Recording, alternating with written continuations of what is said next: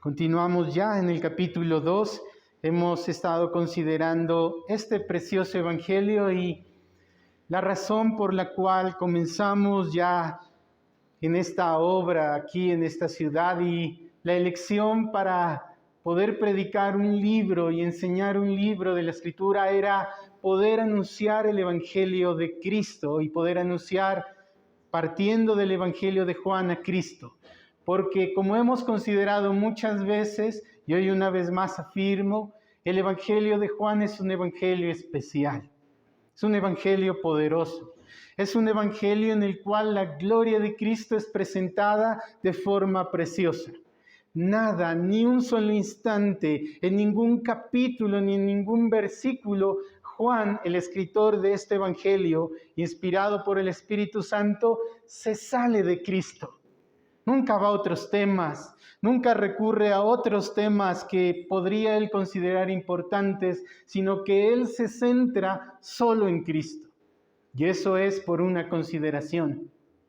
Si nuestras vidas, las de ustedes y la mía, y la vida de todo hombre, no está centrada en Cristo, y como hoy cantábamos, no es Cristo esa ancla firme y fuerte que nos da estabilidad, ¿qué puede darnos estabilidad a nosotros? ¿La religión puede hacerlo? No es posible. ¿La economía de este mundo, una buena vida económica en este mundo puede hacerlo? No. ¿La salud puede hacerlo? No. Porque nuestros cuerpos tarde o temprano decaerán. Pero Cristo permanece firme. Por eso este evangelio lo anuncia, y es que el conocimiento de Cristo es lo más importante en la vida cristiana. Si usted es cristiano, lo más importante para usted es conocer a Cristo, pero conocerlo de una forma experiencial, es decir, es que usted en su experiencia efectivamente pueda conocer a Cristo. Ese es el verdadero Cristo. No simplemente un conocimiento mental e intelectual de Cristo, sino que sea un conocimiento que toda su vida se ha impregnado de ello. Lejos de esto, todo es una falsa profesión de fe. Así se llame cristiano, si la vida de alguien no está firmemente anclada en Cristo, así se llame cristiano, realmente no lo será. No lo es. Por lo cual el mensaje de Juan que estamos leyendo y hemos ya considerado por varios meses, el mensaje de Juan está acorde con toda la revelación de la Escritura. Está acorde con todo lo que la Biblia dice. Y es que a Dios en la Biblia, o más bien la Biblia llama de Cristo, le llama a Cristo Dios. La Biblia llama a Cristo nuestro gran Dios y Salvador. Le llama Dios fuerte en el Antiguo Testamento. Le llama el yo soy. Llama a Cristo el primero y el último, el Señor de señores, el Alfa y el Omega, el que es uno en esencia con el Padre, el cual existía desde antes de la fundación del mundo en forma de Dios. Aquel cuya imagen es la misma en sustancia con el Creador y sustentador del universo. Es Cristo en quien habita corporalmente toda la plenitud de la deidad. Esas afirmaciones están en la Biblia, por lo cual podemos decir claramente que toda la evidencia de la Biblia solo lleva a una conclusión. Cristo es Dios. Cristo es Dios. Pero hoy en nuestro texto que estamos leyendo, Juan presenta otra prueba más. Y ustedes recuerdan cuando comenzamos leyendo que el propósito de Juan es mostrar a Cristo como Dios, es presentarlo como Dios, es decir y afirmar Cristo es Dios. Eso es lo que se centra Juan, por lo cual Juan da evidencias de ello y hoy nos presenta una evidencia más, una evidencia más. Solo Cristo puede restaurar la adoración verdadera al Dios verdadero. En ello manifestó Cristo su celo. Y hoy quisiera que consideremos tres aspectos. En primer lugar, Dios exige y demanda la adoración a razón de quién es Él. Y eso lo consideraremos a la luz de este pasaje. En segundo lugar, consideraremos cómo el hombre, a razón de su pecado, ha profanado el nombre de Dios y la adoración se ha visto manchada por el pecado y la rebeldía del hombre. Y en tercer lugar, quisiera que consideremos cómo Cristo viene a purificar y a establecer la verdadera adoración a Dios. Y esta verdadera adoración a Dios solo es posible por medio de Cristo y en ello se ha manifestado el celo del Señor. Pero vamos al pasaje, versículo 13, capítulo 2, versículo 13. Estaba cerca la fiesta de la Pascua de los judíos y subió Jesús a Jerusalén. Está hablando la fiesta de la Pascua, era la fiesta más importante del pueblo de Israel, la cual conmemoraba la liberación de Dios del pueblo de la esclavitud en Egipto, lo que leemos en Éxodo 12, cómo Dios con mano poderosa, Dios por medio de su sangre guardó la sangre de los corderos, guardó al pueblo de Israel del juicio de Dios que se derramaba sobre Egipto. Y la Pascua celebraba esa conmemoración. Dice, subió Jesús a Jerusalén en obediencia a la ley, porque la ley requería que 3 veces se presente en el año todo hombre a Jerusalén en el templo para presentar su adoración a Dios. Y Cristo en obediencia a esa ley fue a Jerusalén. Dice versículo 14, y halló en el templo a los que vendían bueyes, ovejas y palomas, y a los cambistas allí sentados. Y es que esta, como era una fiesta tan importante, estaba llena de peregrinos de todos los lugares, incluso de muchas naciones, iban hacia Jerusalén para celebrar esta fiesta, por lo cual representaba un negocio muy importante para los vendedores de animales que tenían que sacrificarse en el templo. Era un negocio muy importante para los mercaderes. Y dice que, versículo 14, y halló en el templo a los que vendían bueyes, ovejas, palomas, y los cambistas allí sentados. Estaba lleno el templo del Señor, estaba lleno de mercadería. Aquel templo, el cual Dios había dispuesto y había Dios mismo derramado su presencia en el libro. Usted lo puede leer en el Antiguo Testamento, cómo Dios efectivamente vino a morar sobre ese templo, se había convertido en una cueva de ladrones. Estaba lleno de mercadería. La adoración a Dios se había vuelto un negocio, por lo cual el versículo 15 dice, y haciendo Jesús un azote de cuerdas, echó fuera del templo a todos, a las ovejas, a los bueyes, y esparció las monedas de los cambistas y volcó las mesas. Y dijo a los que vendían palomas, quitad de aquí esto, no hagáis la casa de mi Padre en casa de mercado. Jesús vio el templo profanado, Jesús vio la pureza de la adoración, lo que debía ser un acto de adoración puro se había profanado y corrompido. Y Dios fue llevado a un celo. De hecho, el versículo 17 dice, entonces se acordaron sus discípulos que está escrito, el celo de tu casa me consume. Imaginemos esto. Llega Cristo con sus discípulos y había una gran multitud en el templo, pero habían sitios en los cuales los mercaderes habían hecho un negocio de los sacrificios. Y Jesús ve eso, se llena de celo, dice, y cuando dice celo es un fuego que arde, se llena de celo y hace un azote, dice, de cuerdas y comienza a golpear, esparcir las mesas y eso se vuelve un escándalo completo. Y sus discípulos cuando ven eso se acuerdan del Salmo 16 que dice, el celo de tu casa me consume. El celo de tu casa me consume. Cuando ellos vieron el acto de Cristo se acordaron de ese salmo. El Salmo 16, verso 9, el cual habla del celo de Cristo y dice: el celo, ese fuego por la honra a ti me consume. Por lo cual, partiendo de este texto y mirando lo que Cristo hizo, podemos pensar lo siguiente. Recordemos el templo del Señor.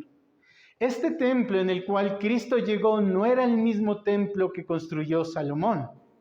Ustedes recuerdan que Salomón construyó un templo majestuoso, un templo impresionante, el más grande sobre la faz de la tierra construyó Salomón.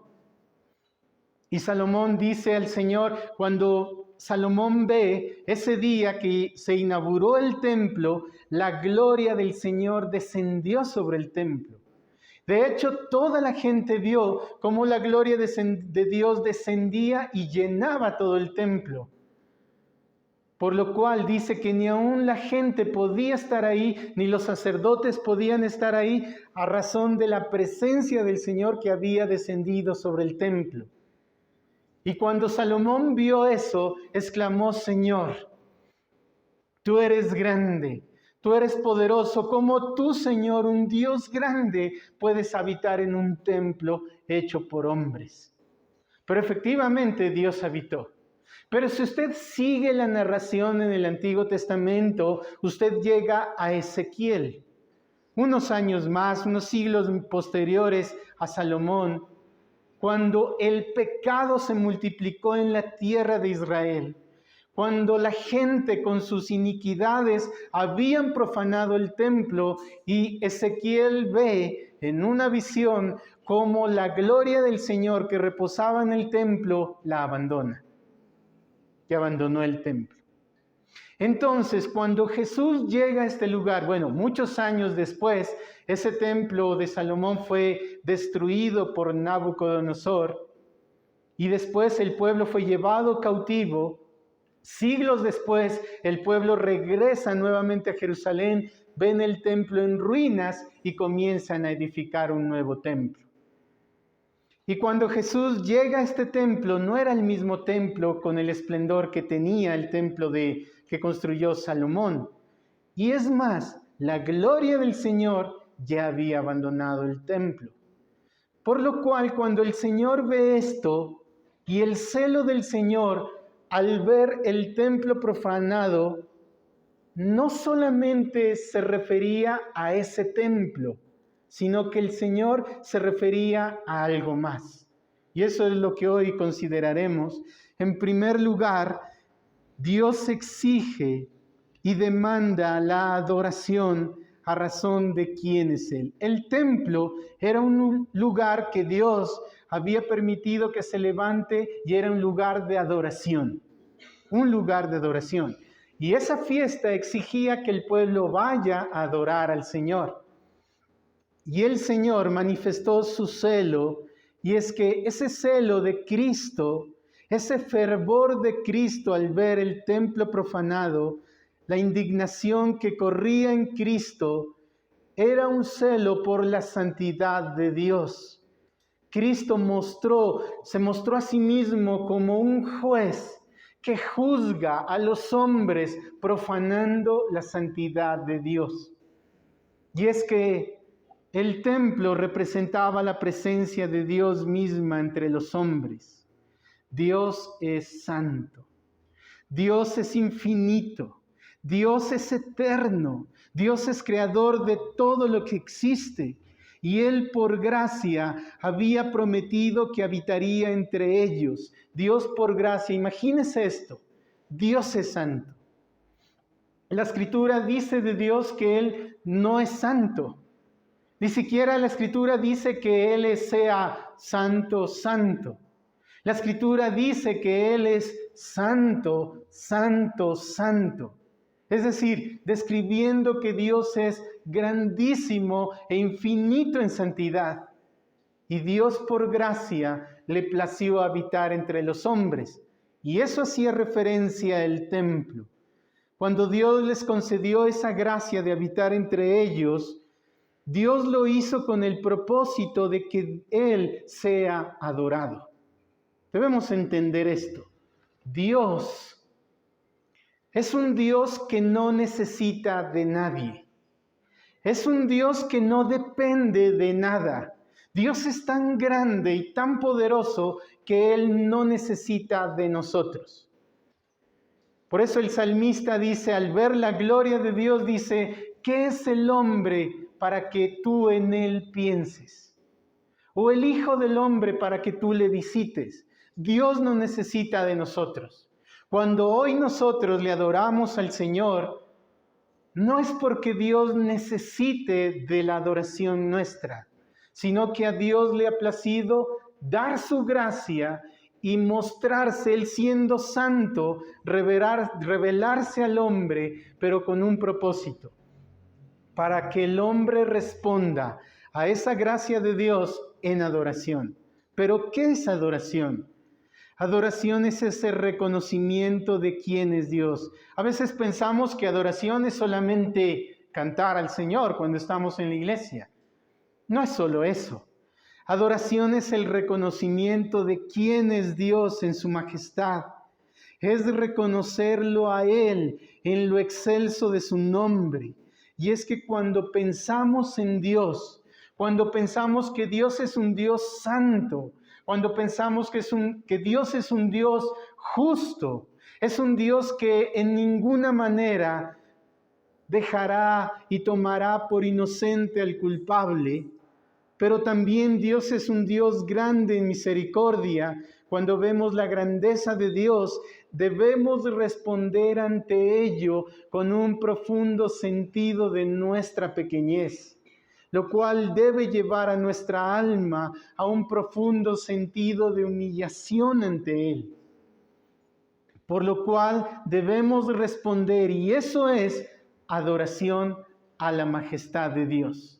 Esa respuesta que el hombre da a Dios por reconocer quién es Él, esa respuesta reverente a la majestad de Él, eso es adoración. El hombre no conoce a Dios. De hecho, hace creo que 8 días o 15 días citábamos un texto que dice y describe diciendo Dios, ustedes, le dice al hombre, pensaban que yo era como ustedes. Pequeño, finito, limitado, que podemos engañar, que podemos confundir, que tal vez no lo conoce todo, que tal vez Él es como yo y no conoce ese pecado secreto mío. Tal vez Él es como yo y no me conoce y no logra verme cuando yo estoy solo. Como Dios es tal vez como yo, no logra saber lo que yo oculto en mi corazón, pero no es así. Dios no es como nosotros. Él lo conoce todo. Él es santo, perfecto, infinito. Por lo cual, todos los hombres le deben a Dios su adoración. Dios demanda de toda su naturaleza, de todas las criaturas, todas ellas estamos obligados a adorarle a Dios. La adoración es un derecho que Dios tiene y Dios lo demanda. ¿Sabe qué Dios demanda de usted y de mí? Que le adoremos. ¿Sabe qué Dios demanda de ustedes, niños? Que ustedes le adoren. Es decir, que reconozcan quién es el Señor, que reconozcan quién es Él. Dios demanda la adoración. Y hoy leíamos el Salmo 100. Y si usted mira el Salmo 100 que hoy leíamos para hacer este llamado a la adoración, vemos el Salmo 100. El Salmo 100 dice, cantad alegres a Dios, habitantes de toda la tierra. Servid a Jehová con alegría, venid ante su presencia con regocijo. Reconoced, mire, que Jehová es Dios. Reconoced que Jehová es Dios, que Él nos hizo y no nosotros a nosotros mismos, que pueblo suyo somos y ovejas de su prado. Mire el reconocimiento que Dios es digno. Miren el reconocimiento del cual Dios es digno y Señor. Por lo cual Dios, por su carácter, por lo que Él es, por su naturaleza, por lo que Él es en sí mismo, demanda de toda criatura, está obligada a adorarle a Él. Todos nosotros y todos los hombres, como toda la creación entera, está obligada a reconocerle a Él como Señor, y eso es adoración. De hecho, el Salmo 145, el versículo 3 dice: grande es Jehová y digno de suprema alabanza. Dios demanda que le adoren. Aquel que es Rey de reyes y Señor de señores, aquel quien es infinito en eternidad, grandeza y poder, aquel quien el cielo es su trono y la tierra el estrado de sus pies, aquel que es tan grande en majestad que todas las naciones, mire, todas las naciones son como una gota de agua en sus manos, como un granito de polvo delante de Él. Aquel que es terrible en majestad, aquel que si toca los montes, estos humean, aquel que es los cielos de los cielos no lo pueden contener, aquel que su grandeza es inescrutable, Él debe ser adorado.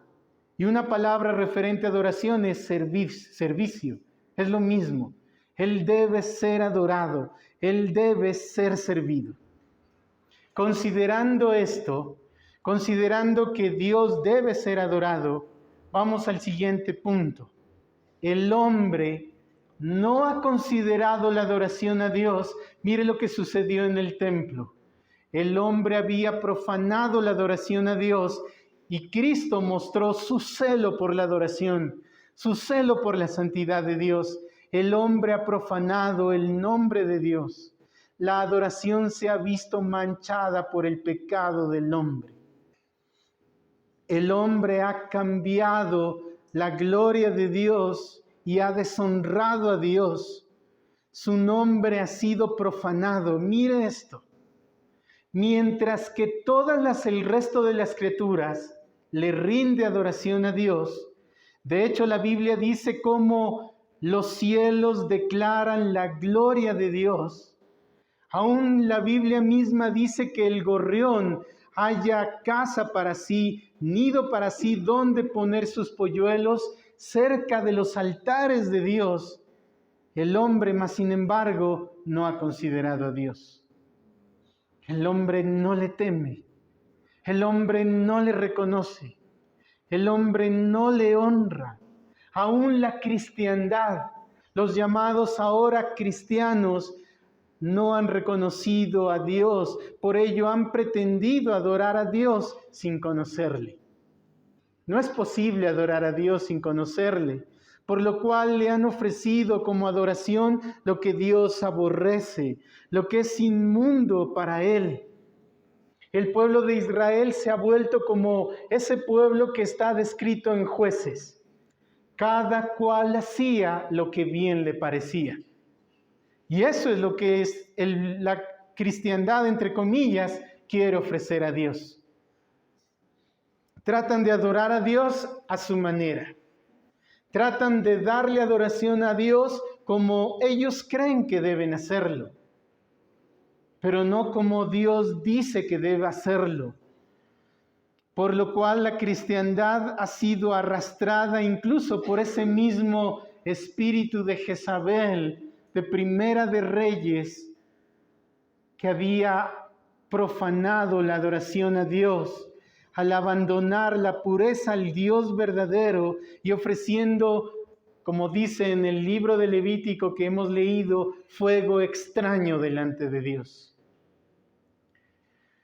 Cuando usted se acerca delante de Dios, y usted y yo nos acercamos tal vez a adorarle a Dios, tal vez a reconocer a Dios, tal vez a servir a Dios a la manera nuestra, conforme a lo que creemos que Dios es, nosotros ofrecemos fuego extraño delante de Él. Y es que este texto que estamos leyendo de Juan muestra que habían profanado el templo, haciendo una casa de mercado, un negocio de los sacrificios, y no vieron en estos sacrificios lo que apuntaba a ellos, a Cristo Jesús. De hecho, en Isaías, en el capítulo 1, versículo 11, dice: ¿para qué me sirve, hablando el Señor, la multitud de vuestros sacrificios? Hastiado estoy de vuestros holocaustos, de vuestros carneros y del cebo de vuestros animales gordos. No quiero la sangre de bueyes, ni de ovejas, ni de machos cabríos. No vieron en esos sacrificios a quien esos sacrificios apuntaban, a Cristo Jesús. No vieron a Cristo Jesús en ello. Por lo cual nuestro Señor Jesucristo dijo: sacrificio y ofrenda no quisiste, por lo cual me has preparado un cuerpo. Y aquí vengo para hacer tu voluntad, como en el rollo del libro, como en la Biblia está escrito que yo haga. Por lo cual quisiera que vayamos al tercer punto. Cristo purificó el templo. Cristo purificó el templo, y es que Cristo vino a purificar y a establecer la verdadera adoración. Esta verdadera adoración solo puede ser posible por medio de Cristo. Mire, el celo del Señor no solamente era tumbar esos mercaderes que habían profanado el templo. El celo de Cristo lo llevaba a algo más. El celo de Cristo lo llevó a purificar esa adoración que el hombre había corrompido y había profanado.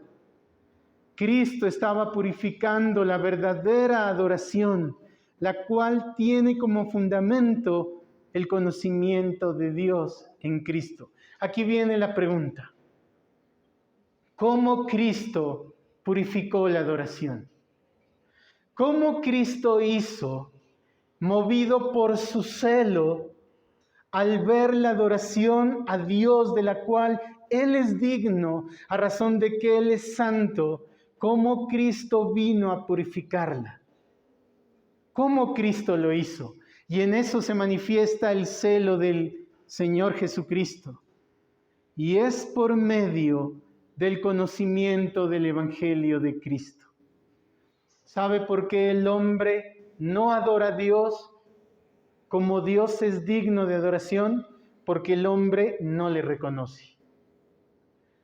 No le adora a Dios porque el hombre no reconoce a Dios, porque no le conoce.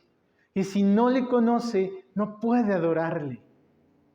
Por eso las iglesias incluso han llevado a la gente a un extraño conocimiento de Dios, que no es el conocimiento verdadero de Dios, y los han llevado a adorar a Dios como ellos creen que Dios se adora, pero eso aborrece a Dios.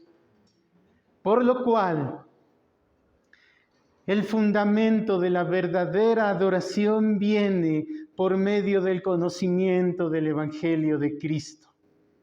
El celo de Cristo fue manifestado por lo que Él hizo, lo cual era un símbolo de la restauración de la adoración de la cual Dios es digno y era profanada.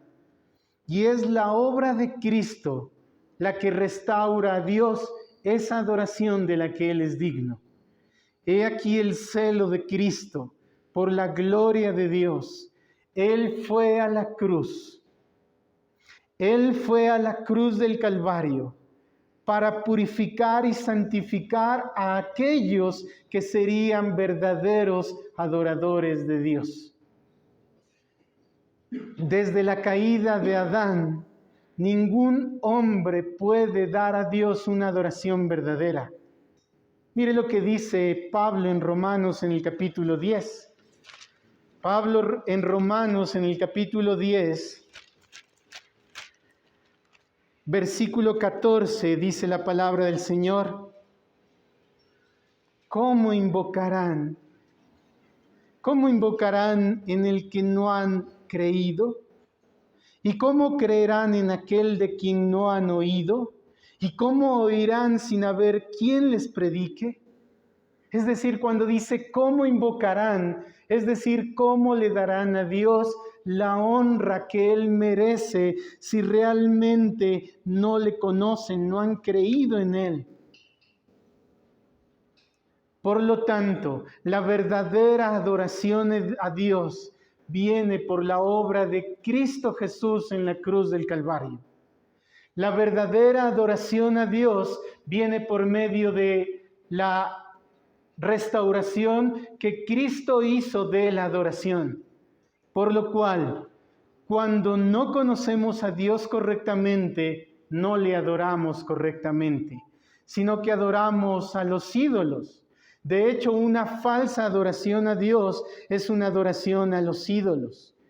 Mire lo que dice Gálatas en el capítulo 4, versículo 8.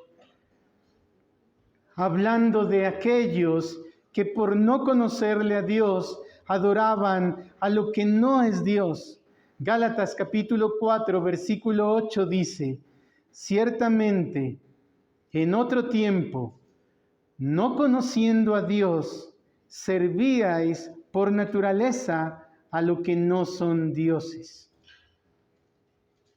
El hombre pensaba que estaba adorando a Dios, pero si el hombre no conoce a Cristo, si el hombre no ha llegado al Evangelio, si el hombre no ha conocido el Evangelio, realmente no ha conocido a Dios. Y su adoración a Dios no es más que una adoración a los ídolos. Por lo cual, hoy vuelvo al punto del inicio.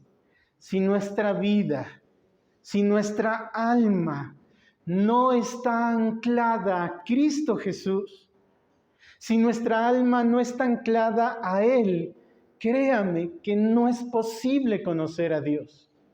No es posible conocerlo. Si el alma del creyente no está anclada a Cristo, no es posible conocerle a Él. Y la adoración que se rinde a ese Dios no es la adoración verdadera y no es la adoración al Dios verdadero. Mire lo que dice el argumento de Pablo en Romanos capítulo 10. No lo vamos a leer, pero mire el argumento de Pablo en el libro de Romanos. Él dice que no es posible invocar verdaderamente a Dios si no han creído en Él. Y luego Él dice, ¿cómo es posible creer en Él? En los siguientes versículos, por medio de la predicación del Evangelio de Cristo. Y Pablo aquí mismo, en el capítulo 9 de Romanos, ustedes lo pueden leer después, el mismo Señor explica cómo aún el pueblo de Israel, el pueblo judío, que manifiesta un celo por Dios, no lo hace conforme a ciencia.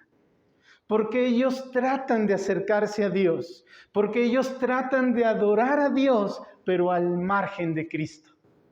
Y dice la palabra, no es conforme a ciencia.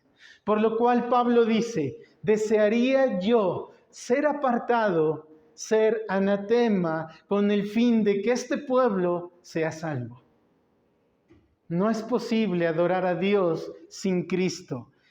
Esta adoración por medio de Cristo, por medio de la fe en Cristo, es una adoración segura. Es una adoración que la presentan los hijos de Dios. Y es que cuando nosotros hayamos entendido lo que representa estar en Cristo, lo que significa ser hijos de Dios, lo que representa ser hechos hijos de Dios, nuestro servicio, es decir, nuestra adoración a Él será efectiva. Porque solo entonces podemos saber que esta adoración que nosotros presentamos será agradable delante de Dios. Cuando usted hoy se presenta a la iglesia, cuando usted adora en su casa a Dios, cuando usted presenta sus oraciones a Él, si no están revestidas de Cristo, no son recibidas por el Padre. No lo son.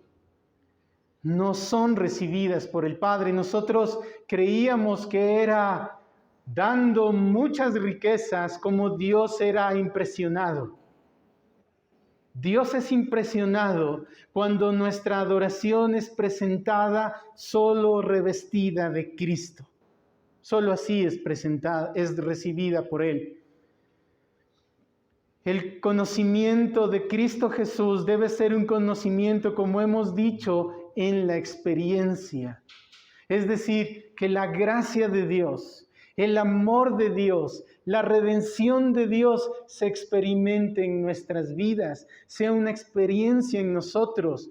Y esto viene a razón de que contemplamos ese sentido real de nuestra condición de pecado, de miseria espiritual, y reconocemos que Cristo es el liberador y redentor de ello.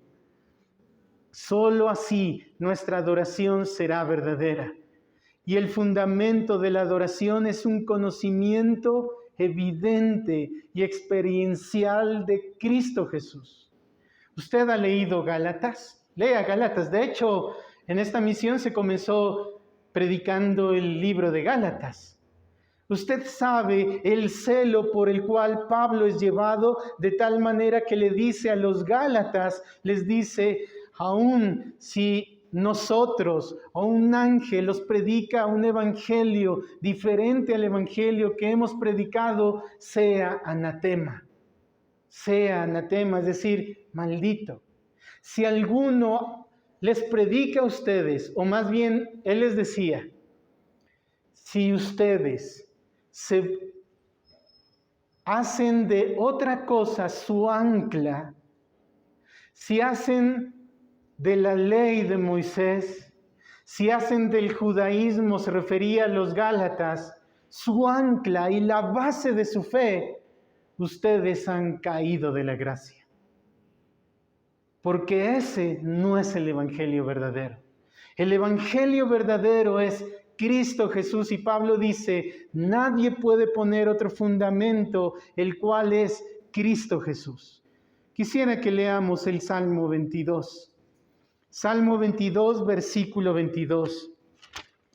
La adoración, la verdadera adoración ha sido obrada, ha sido restaurada por la obra de Cristo Jesús. Y los verdaderos adoradores son aquellos adoradores que se presentan ante el Padre en adoración en el nombre de Cristo Jesús. Mire lo que dice el Salmo 22, versículo 22. El Salmo 22 es un salmo escrito por David, pero David no estaba pensando en él. David estaba pensando en el Mesías. Salmo 22, versículo 22. Dice Cristo aquí. Anunciaré tu nombre a mis hermanos, en medio de la congregación te alabaré. Verso 25, de ti será mi alabanza en la gran congregación. Anunciaré tu nombre a mis hermanos, en medio de la congregación te alabaré. Cristo es el líder de nuestra adoración.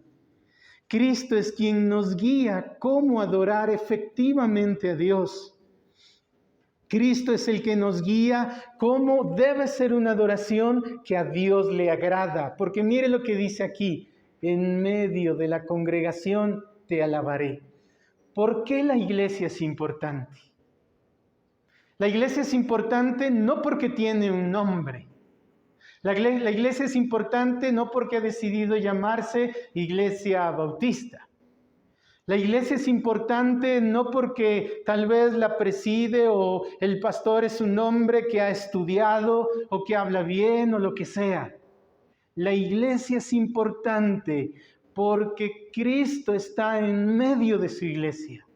Mire lo que dice, anunciaré tu nombre a mis hermanos, en medio de la congregación te alabaré. La iglesia es importante porque Cristo está en medio de su iglesia. Por lo cual, esto nos debe llevar a considerar que en la iglesia solo Cristo debe ser predicado. En la iglesia solo se debe predicar a Cristo. Si hacemos otra cosa, estamos desviando y torciendo el Evangelio. Y Gálatas, ese es el énfasis de Gálatas. Cristo Jesús. La gracia únicamente por medio de Cristo.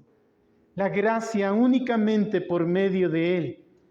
Pero si una iglesia, Cristo es anunciado, Cristo es predicado, debe responder esta iglesia en fe, en obediencia al Evangelio que están oyendo. Todos, absolutamente todos, debemos ir a Cristo, en primer lugar, para salvación de las almas y para que seamos aptos para poder acercarnos delante de Dios, ya que solo delante de Él traemos una carga de pecado y miserias en el alma, provocados por la enfermedad del pecado. Nosotros debemos constantemente ir a Cristo para ser aceptados por Él, por el Padre. Mire lo que dijo Cristo: el que a mí viene, yo no le echo fuera. Mire la bondad del Salvador, la compasión infinita de Él, la tierna misericordia de Cristo, que Él dice: el que a mí viene, yo no le echo fuera. Por lo cual, todos ustedes que oyen este Evangelio, ¿no obedecerán al mensaje del Evangelio? ¿Se negarán a obedecer el mensaje del Evangelio, a hacer de Cristo su ancla, su fuerza y su todo? Por lo cual, escuchen una vez más el llamado del Evangelio: vayan a Cristo, vengan a Cristo, porque solo por medio de Él seremos aceptados delante del Padre. No hay nombre alguno, no será nuestro apellido, incluso no será nuestra religión la que nos presente delante del Padre. Solo es por medio de Cristo Jesús, solo por medio de Él. Pero no es ir a Cristo, al Cristo de nuestra imaginación. No es ir al Cristo que nosotros pensamos que debe ser, sino al Cristo que Juan, por ejemplo, nos está mostrando. A ese Cristo que el Evangelio nos lo muestra y nos lo presenta. Por lo cual, todos ustedes, a ti que escuchas hoy el mensaje del Evangelio, niño, joven, adulto, el mensaje del Evangelio es: ve a Cristo para ser partícipe de los beneficios de Cristo. ¿Y cuáles beneficios de Cristo? El perdón de pecados, la justificación, la santificación de nuestra alma. Ve a Cristo. Hoy, mis hermanos, quiero unirme a las palabras de aquel compositor de himnos que decía: no traigo al presentarme a Cristo nada en mi mano.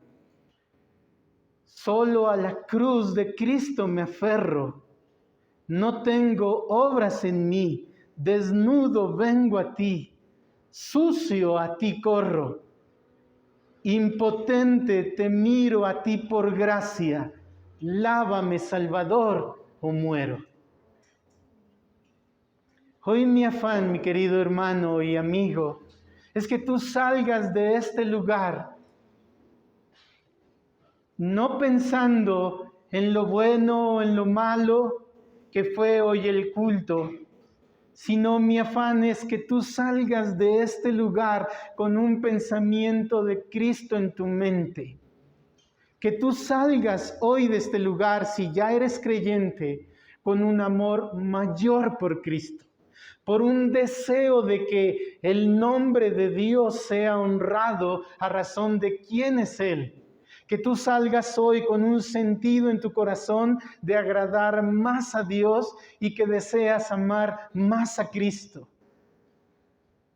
Y si tú no eres creyente, y si hay alguno que no es creyente, el deseo es que salgas de este lugar con un deseo de ir a Cristo a la razón de la necesidad de tu alma, a razón del pecado. Por lo cual hoy, con todo lo que hemos leído, el afán es que tú contemples la gloria de Cristo, como Juan hoy lo ha presentado, como aquel que es el único que restaura la verdadera adoración a Dios. Y es el único por medio de quien Dios recibe la adoración, el nombre de Cristo. Por eso Cristo dijo, cuando oréis, hacedlo en mi nombre, en el nombre de Cristo. Porque de fuera de Cristo, ni tú ni yo tenemos nada. Fuera de Cristo no hay absolutamente nada. Por eso que el nombre de Cristo sea honrado en esta mañana. Oremos al Señor.